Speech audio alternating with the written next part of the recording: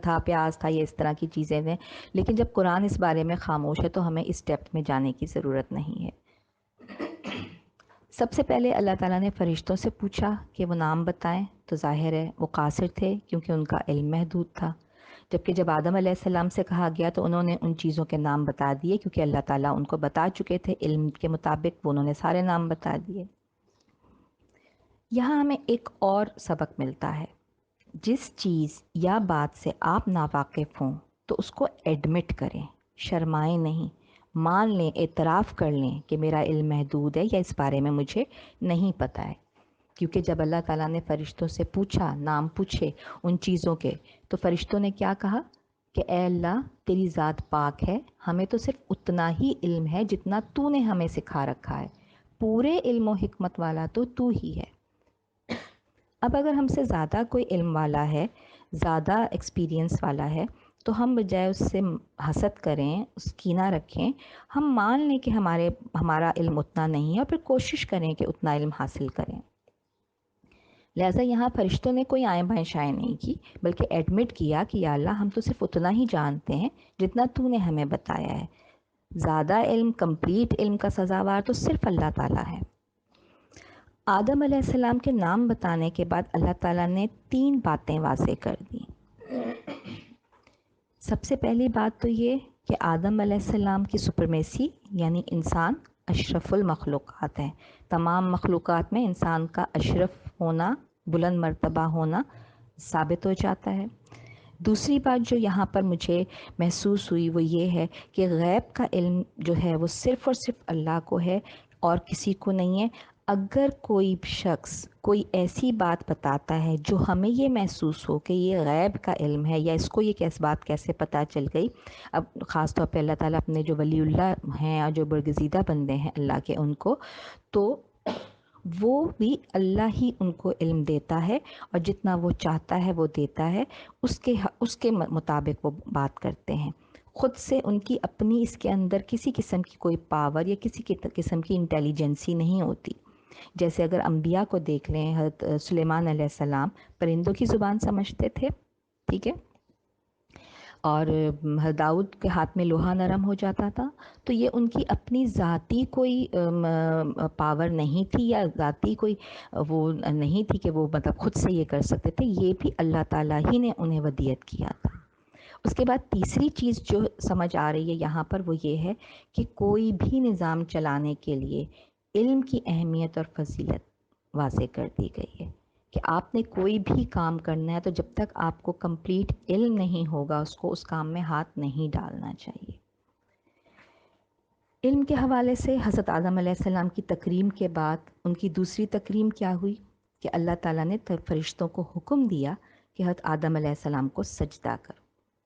ہمیں معلوم ہے کہ سجدہ کرنے کا مطلب ہے زمین پر اپنی پیشانی کو ٹیکنا، اور یہ ایک طرح سے اطاعت، عاجزی و انکساری کی سب سے ایکسٹریم کنڈیشن ہے. لیکن شریعت اسلامی میں سجدہ صرف اللہ کو جائز ہے، اس کے سوا کسی کو بھی نہیں. لیکن یہاں پر اللہ تعالیٰ نے جب حکم دیا سجدہ کرنے کا تو یہ سجدہ تعظیمی تھا اور حکم الہی کے مطابق تھا. یہ 2 فیکٹرز تھے یہاں پہ. اب فرشتے اللہ کی حکم عدولی کر نہیں سکتے، وہ نہیں کرتے، بالکل نہیں کرتے، وہ کرنا ہی نہیں چاہتے. تو اس سے یہ بات ثابت ہو گئی کہ سجدہ صرف اللہ کو جائز ہے.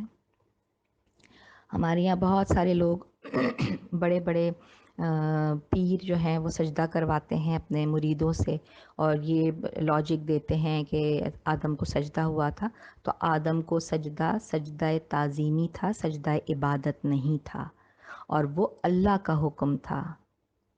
کون حکم دے رہا ہے ان مریدوں کو کہ پیر کے آگے سجدہ کرو؟ مرید پیر دے رہا ہے نا حکم، تو پیر تو اللہ نہیں ہے، نعوذ باللہ. اب تمام فرشتے سجدے میں گر گئے، جتنے وہاں فرشتے تھے وہ سجدے میں گر گئے. یہاں پہ اللہ تعالیٰ فرما رہے ہیں کہ حضرت آدم علیہ السلام جب فرشتوں سے کہا کہ سجدہ کرو تو تمام فرشتوں نے سجدہ کیا سوائے ابلیس کے. اچھا یہاں ایک اور چیز بھی، کیونکہ یہاں ایسا کوئی کلیئر کٹ مینشن نہیں ہے تو اکثر لوگ یہ سمجھتے ہیں کہ ابلیس بھی کوئی فرشتہ تھا. لیکن اب تو خیر کافی الحمدللہ نالج واسٹ ہوتی جا رہی ہے. پہلے لوگوں کو نہیں پتہ تھا تو لوگ حیران ہوتے تھے جب ان کو بتایا جاتا تھا. میرا خیال ہے آپ میرے اس گروپ میں جتنے بھی ہیں مجھے یقین ہے کہ ان سب کو ہی تقریباً یہ پتہ ہوگا کہ ابلیس جو ہے وہ فرشتہ نہیں تھا. اب یہاں چونکہ یہ لکھا گیا فساجدوا الا ابلیس، سجدہ کیا سوائے ابلیس نے، تو اس سے یہ محسوس ہوتا ہے، ایک کانسیپٹ یہ ذہن میں آتا ہے کہ ابلیس بھی شاید فرشتہ تھا لیکن دراصل وہ جن تھا، فرشتہ نہیں تھا. سورہ کہف میں جو ہے جب اس واقعے کا ذکر ہے حضرت آدم علیہ السلام کا، تو وہاں پہ واضح کر دیا گیا ہے کہ ابلیس جو ہے وہ اصل میں جن تھا. اچھا، ابلیس کے معنی ہیں انتہائی مایوس. اسکالرس نے جو اس کے معنی بتائے ہیں وہ بتائے ہیں انتہائی مایوس. سورہ کہف میں ہے فکانہ من الجنی، یعنی جنات میں اور فرشتوں میں ایک مواصلت ضرور ہے کہ فرشتے نور سے بنے ہیں، جن نار سے بنے ہیں. تو سورہ کہف میں بتا دیا گیا فکانہ من الجنی کہ وہ جنوں میں سے تھا. اچھا، فرشتے اور جنات جو ہیں ان کے جو بیسک مادہ ہے، بیسک جو میٹر ہے، فلوئڈ ہے، وہ آپ یہ کہہ سکتے ہیں کہ اس میں کافی حد تک مماثلت ہے 19-20 کے فرق کے ساتھ. دونوں ہی لطیف مادے ہیں جو اپنی شکل کو تبدیل کر سکتے ہیں اور نظر نہیں آتے. احادیث سے ثابت ہے کہ امام مالک کی روایت کے مطابق آپ صلی اللہ علیہ وآلہ وسلم نے فرمایا کہ لوگوں، مدینے میں اگر سانپ دیکھو تو پہلے اسے وارن کرو، کیونکہ بہت سے جن ایسے ہیں جو سانپ کا روپ دھار لیتے. یہ مفہوم ہے آپ صلی اللہ علیہ وآلہ وسلم کی حدیث کا، جس سے ہمیں یہ پتہ لگتا ہے کہ جنات جو ہیں وہ مختلف روپ دھار سکتے ہیں انسان. اچھا، اسی طرح سے فرشتے، ہمیں پتہ ہے کہ حضرت جبرائیل علیہ السلام حضور صلی اللہ علیہ وآلہ وسلم کے پاس جب آئے ہیں تو اپنی اصل حیت کے علاوہ، اپنی اصل شکل کے علاوہ وہ انسانی شکل میں بھی آئے ہیں. تو اس سے یہ پتہ لگا کہ فرشتے بھی روپ دھار سکتے ہیں. تو اب یہ ہے کہ یہاں پر اصل میں اپنی حمد و ثنا اور عبادت کی وجہ سے مرتبہ چونکہ فرشتوں کے برابر تھا، یعنی ابلیس کا جس کا اصل نام عزازیل ہے، اس کی عبادت اتنی زیادہ تھی، اس کی حمد و ثنا اتنی تھی، وہ اتنی پاکی بیان کرتا تھا، اتنی عبادت کرتا تھا کہ اس کو درجہ جو ہے وہ فرشتوں کے برابر دے دیا گیا. اب جب سب فرشتوں نے سجدہ کیا تو ابلیس نے انکار کر دیا. وجہ کیا تھی؟ تکبر. ثابت ہو گیا کہ اللہ کے احکامات کی نفی کرنا کیا ہے؟ کفر. تکبر اور حسد کرنا کیا ہے؟ کفر. سجدے سے انکار کرنا کیا ہے؟ کفر. ہمیں یہ اختیار نہیں ہے، بالکل بھی ہرگز اختیار نہیں ہے کہ ہم کسی کو بھی کافر کا لیبل لگائیں. لیکن یہاں پر ذات باری تعالیٰ نے جو کلام کیا ہے اس میں اللہ تعالیٰ نے خود بتا دیا ہے کہ کون کون جو ہے وہ کافر کے درجے پر، کفر کے درجے پر چلا جاتا ہے. تو جب سجدے سے ابلیس نے انکار کیا تو آگے اللہ تعالیٰ کیا فرما رہے ہیں؟ اس نے انکار کیا اور تکبر کیا اور وہ کافروں میں ہو گیا. انکار کیا کس چیز سے؟ 2 چیزوں سے. ایک سجدے سے انکار کیا، دوسرا اللہ کی اطاعت سے انکار کیا، اور تیسرا کام اس نے تکبر کیا. تو وہ کیا ہو گیا؟ کافروں میں سے ہو گیا. جو اللہ کے احکامات سے انکار کرے گا، تکبر کرے گا، نماز کی ادائیگی میں سستی کرے گا، یا اپنی نماز کو فوت کر دے گا، چھوڑ دے گا، قضا کر دے گا، اس کا ٹھکانہ کیا جنت میں ہوگا؟ مومن نے جہنم میں جانا ہے؟ مومن جنت میں جائے گا نا. تو مومن کا اپوزٹ کہاں جائے گا؟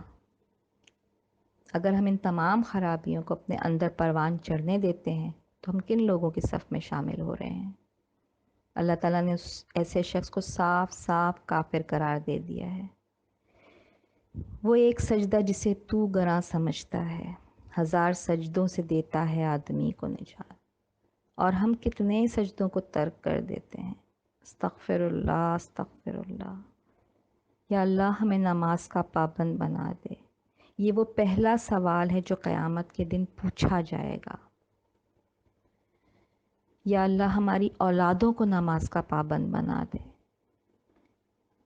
آپ سب بھی نماز کی پابندی کریں، اپنی اولادوں کو نماز کا پابند بنائیں، اس رب اکبر کے آگے جھکنا سکھائیں، تاکہ قیامت کے دن جب اللہ تعالیٰ کے سامنے ہم کھڑے ہوں گے، حاضر ہوں گے، اور وہ ہمیں جھکنے کا حکم دے گا، اپنے آگے سجدہ کرنے کا حکم دے گا، تو اس دن ہم اس باری تعالیٰ کے آگے جھک سکیں۔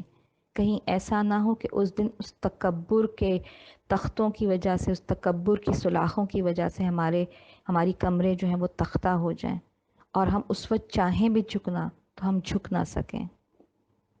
کفر کا دوسرا کام شیطان نے کیا کیا؟ تکبر۔